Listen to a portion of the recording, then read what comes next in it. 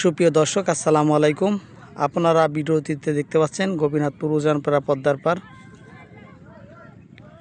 ছোটোবেলা থেকেই পদ্মার পাড়ে বড় হয়েছি, কিন্তু একটা প্রশ্ন সবসময় মনের মধ্যে মাঝে মধ্যেই জাগে, যখন এরূপ কচুরি পানাগুলো সারিবদ্ধভাবে উজান থেকে ভাটির দিকে যায়। আমি আপনাদের জুম করে দেখাচ্ছি যে কী পরিমাণে এই কচুরি পানা যাচ্ছে।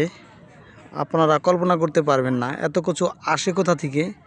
এই প্রশ্নটার উত্তর কারো জানা থাকলে অবশ্যই দিয়ে যাবেন। দেখুন।